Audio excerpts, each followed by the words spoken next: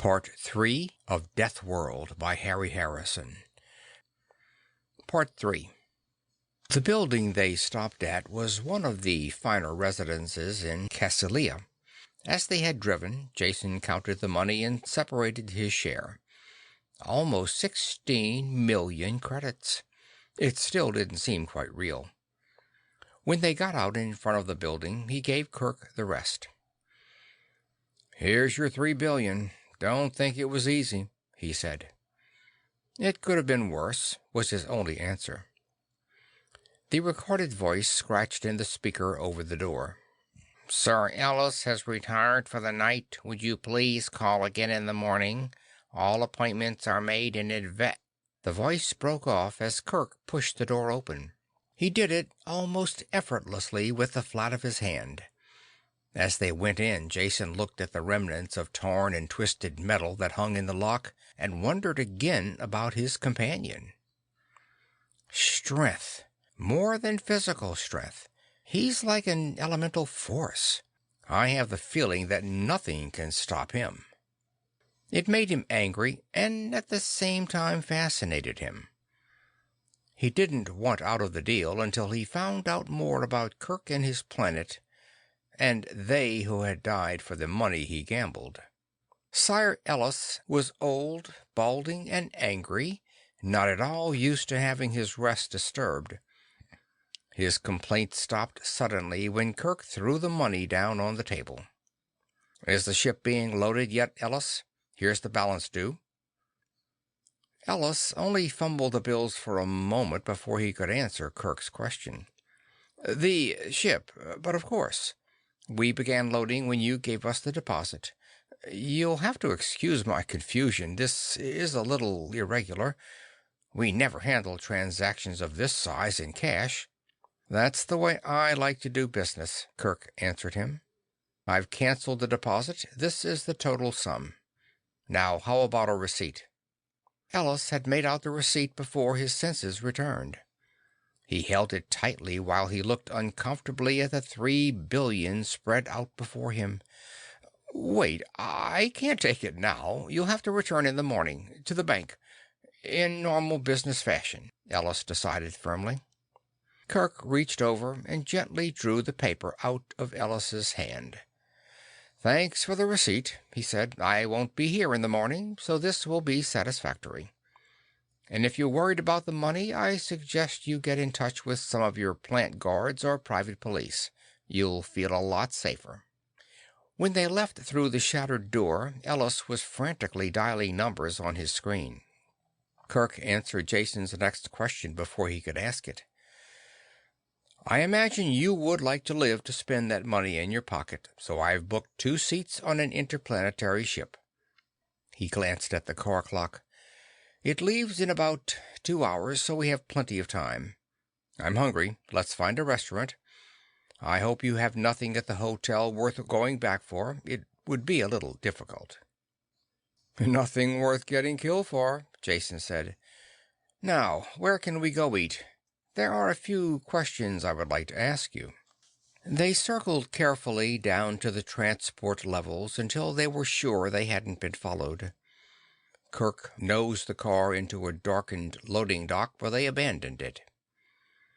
"We can always get another car," he said, "and they probably have this one spotted. Let's walk back to the freightway. I saw a restaurant there as we came by." Dark and looming shapes of overland freight carriers filled the parking lot. They picked their way around the man-high wheels and into the hot and noisy restaurant. The drivers and early morning workers took no notice of them as they found a booth in the back and dialed a bill. Kirk chiseled a chunk of meat off the slab in front of him and popped it cheerfully into his mouth. "Ask your questions," he said. "I'm feeling much better already." "What's in this ship you arranged for tonight? What kind of cargo was I risking my neck for?" "I thought you were risking your neck for money," Kirk said dryly. "But be assured it was in a good cause. That cargo means the survival of a world. Guns, ammunition, mines, explosives, and such." Jason choked over a mouthful of food. Gun running? What are you doing, financing a private war? And how can you talk about survival with a lethal cargo like that? Don't try and tell me they have a peaceful use. Who are you killing?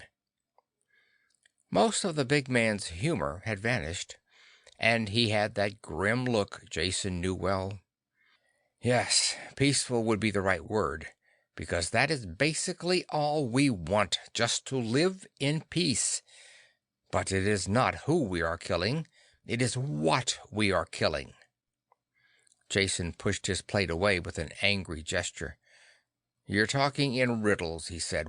What you say has no meaning. It has meaning enough, Kirk told him, but only on one planet in the universe. Just how much do you know about Pyrrus? Absolutely nothing. For a moment, Kirk sat wrapped in memory, scowling distantly. Then he went on. Mankind doesn't belong on Pyrrus, yet has been there for almost 300 years now. The age expectancy of my people is 16 years. Of course, most adults live beyond that, but the high child mortality brings the average down. It is everything that a humanoid world should not be. The gravity is nearly twice Earth normal. The temperature can vary daily from Arctic to tropic. The climate, well, you have to experience it to believe it. Like nothing you've seen anywhere else in the galaxy. I'm frightened, Jason said dryly. What do you have, methane or chlorine reactions? I've been down on planets like that. Kirk slammed his hand down hard on the table. The dishes bounced and the table legs creaked. Laboratory reactions, he growled. They look great on a bench. But what happens when you have a world filled with those compounds? In an eye wink of galactic time, all the violence is locked up in nice, stable compounds. The atmosphere may be poisonous for an oxygen breather, but taken by itself, it's as harmless as weak beer.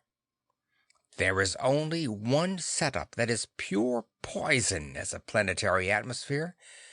Plenty of H2O, the most universal solvent you can find, plus free oxygen to work on. Water and oxygen? Jason broke in. You mean Earth? Or a planet like Cassilia here? That's preposterous. Not at all. Because you were born in this kind of environment, you accept it as right and natural. You take it for granted that metals corrode, coastlines change, and storms interfere with communication. These are normal occurrences on oxygen-water worlds. On Pyrrus, these conditions are carried to the nth degree. The planet has an axial tilt of almost 42 degrees, so there is a tremendous change in temperature from season to season. This is one of the prime causes of a constantly changing ice cap. The weather generated by this is spectacular, to say the least. If that's all, Jason said, I don't see why. That's not all. It's barely the beginning. The open seas perform the dual destructive function of supplying water vapor to keep the weather going, and building up gigantic tides. Pyrrhus's two satellites, Samus and Bessos, combine at times to pull the oceans up into 30-meter tides. And until you've seen one of these tides lap over into an active volcano, you've seen nothing.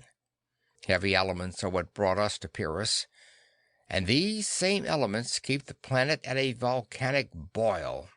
There have been at least 13 supernovas in the immediate stellar neighborhood. Heavy elements can be found on most of their planets, of course, as well as completely unbreathable atmospheres.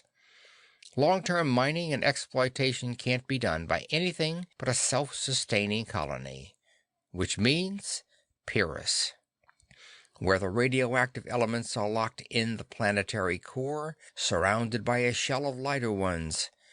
While this allows for the atmosphere men need, it also provides unceasing volcanic activity as the molten plasma forces its way to the surface. For the first time, Jason was silent, trying to imagine what life could be like on a planet constantly at war with itself. "I've saved the best for last," Kirk said with grim humor. "Now that you have an idea of what the environment is like, think of the kind of life forms that would populate it. I doubt if there is one off-world species that would live a minute. Plants and animals on Pyrrus are tough. They fight the world and they fight each other. Hundreds of thousands of years of genetic weeding out have produced things that would give even an electronic brain nightmares. Armor-plated, poisonous, claw-tipped, and fanged-mouthed. That describes everything that walks, flaps, or just sits and grows. Ever see a plant with teeth that bite? I don't think you want to. You'd have to be on Pyrrus, and that means you would be dead within seconds of leaving the ship. Even I'll have to take a refresher course before I'll be able to go outside the landing buildings. The unending war for survival keeps the life forms competing and changing. Death is simple, but the ways of dealing it too numerous to list." Unhappiness rode like a weight on Kirk's broad shoulders. After long moments of thought, he moved visibly to shake it off. Returning his attention to his food and mopping the gravy from his plate, he voiced part of his feelings. "I suppose there is no logical reason why we should stay and fight this endless war, except that Pyrrus is our home." The last piece of gravy-soaked bread vanished, and he waved the empty fork at Jason. "Be happy you're an off-worlder and will never have to see it." "That's where you're wrong," Jason said as calmly as he could. "You see, I'm going back with you." End of Part 3.